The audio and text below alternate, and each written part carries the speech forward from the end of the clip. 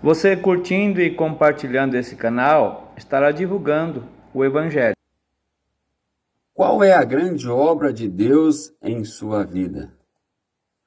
Qual é a obra de Deus que dá mais alegria a você? Diante dessas perguntas, queremos hoje meditar no Salmo 126, texto indicado para este final de semana, bem como queremos olhar para o texto de Isaías, para o texto de Filipenses e um texto de Lucas. O texto do Salmo, queremos ler os versículos 1 a 3, que diz assim, na nova tradução da linguagem de hoje: Quando o Senhor Deus nos trouxe de volta para Jerusalém, parecia que estávamos sonhando. Como rimos e cantamos de alegria. Então as outras nações disseram: O Senhor fez grandes coisas por eles. De fato, o Senhor fez grandes coisas por nós, por isso estamos alegres. Você está alegre, agradecido? Como perguntei no começo, quais são as grandes obras, ou qual é a grande obra de Deus em sua vida? Os textos de hoje nos mostram exatamente para a grande obra de Deus, que é sempre um crescente. O povo de Israel estava exilado, longe de casa, longe de Jerusalém. E é sempre muito ruim quando a gente fica preso, longe de casa. Quando a gente vai passear, tudo bem, mas a gente fica louco para voltar logo para casa. Agora imagina estar preso, cativeiro numa terra distante, e de repente a liberdade de poder voltar para casa. E na volta para casa, ficaram maravilhados, alegres, tão alegres que as pessoas ao redor conseguiam perceber tamanha alegria, a ponto de as próprias nações dizerem: o Senhor fez grandes coisas por eles. E eles confirmam isso, de fato o Senhor fez grandes coisas por nós, por isso estamos alegres. É evidente que o povo de Israel olha não só para a libertação do exílio, mas no passado tinha a libertação de um cativeiro e toda maneira, ou toda forma especial, a maneira maravilhosa com que Deus tinha conduzido a vida do seu povo até ali. Grandes coisas o Senhor fez, de fato, pelo povo de Israel. Mas no texto de Isaías é dito que Deus vai fazer coisas maiores. Deus lembra que ele abriu o mar para o povo passar em terra seca. Agora ele vai fazer coisas maiores, obras novas serão feitas. O texto de Isaías, capítulo de número 43, versículos 16 a 21. Não fiquem lembrando do que aconteceu no passado, pois vou fazer uma coisa nova. É evidente que o texto está profetizando e apontando para Jesus, a grande libertação. Jesus que nos liberta do jugo do pecado, Jesus que nos liberta das amarras de Satanás e nos faz seus filhos e herdeiros da vida eterna.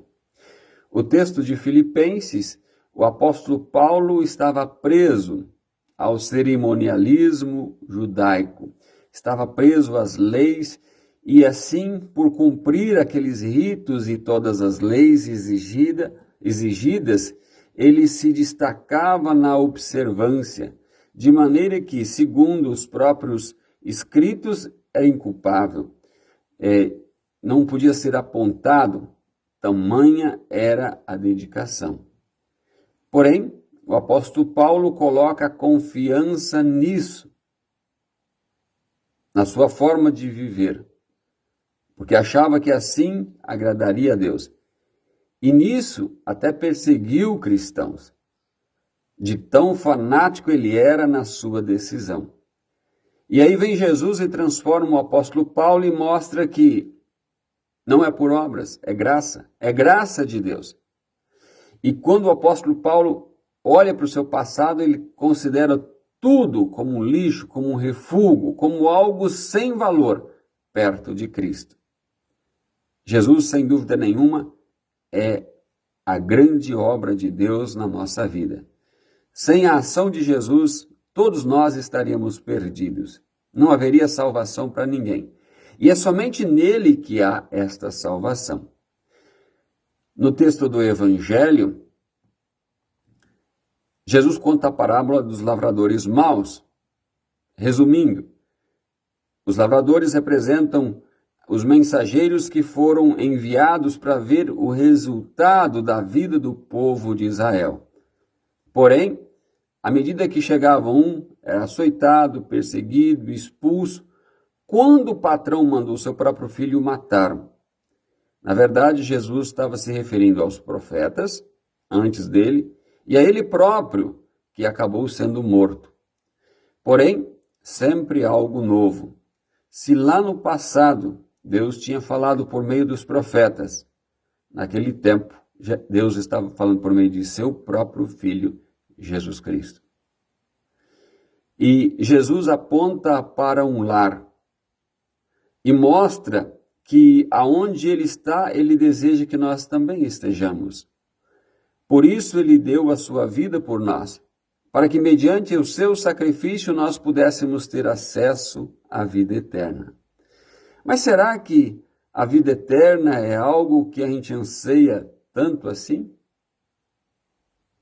Queremos desfrutar e nos alegrar com a vida eterna só lá no finalzinho da vida ou já podemos nos alegrar hoje? Quais são os grandes feitos de Deus hoje? Quando a gente para por um tempo, está muito perigoso. As pessoas no nosso tempo procuram coisas imediatas, fagulhas de prazer em bens materiais, em saúde física, em realização profissional e por aí afora vai.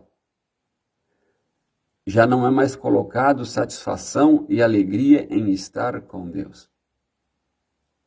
Jesus, Deus, é algo para se preocupar lá no final.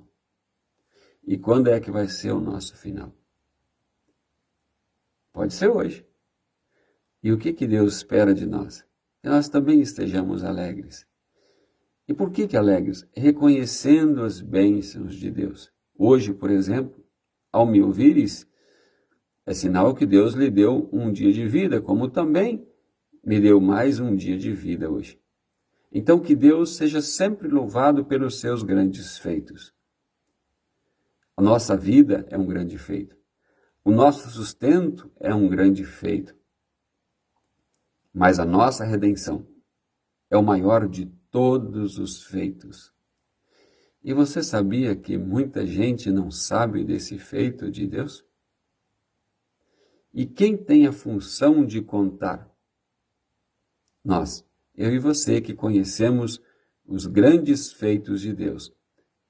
Obra esta para nossa salvação, para nossa alegria.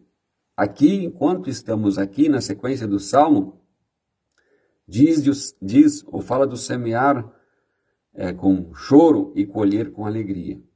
Aqui, enquanto caminhamos rumo à eternidade, encontramos desafios, obstáculos, mas confiando no Senhor Jesus, não desprezando o grande feito dele, com certeza vamos ser acolhidos na vida eterna no céu. Que Deus nos abençoe. Amém.